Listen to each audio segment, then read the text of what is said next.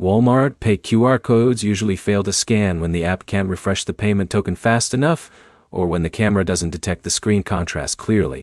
By the end, you'll know exactly why the scan fails, how to fix it in seconds, and how to stop it from happening again inside the Walmart checkout system.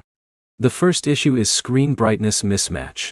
If your phone screen is too dim, or the checkout scanner is too reflective, the QR code becomes unreadable. This is one of the most common reasons the scan button does nothing, or keeps timing out. The second issue is network delay. Walmart Pay generates a temporary code that refreshes in real time.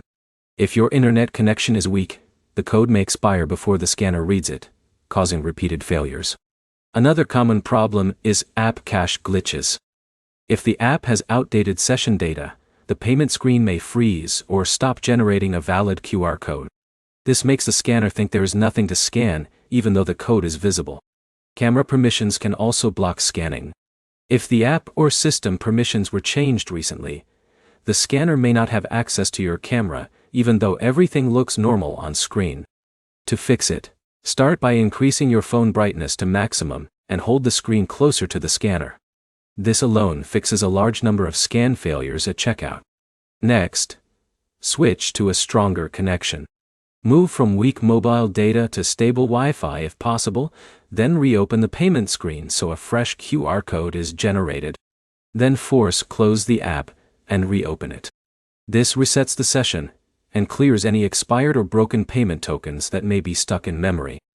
If the issue continues, clear the app cache from your phone settings and relaunch the app. This removes corrupted temporary data without affecting your account. Also, check camera permissions and make sure the app is allowed to use your camera at all times, not just while in use. If none of these steps work, switch to a backup payment method inside the app so you can complete checkout without delay. To sum it up, scan failures usually come from low brightness, weak internet, or expired app sessions.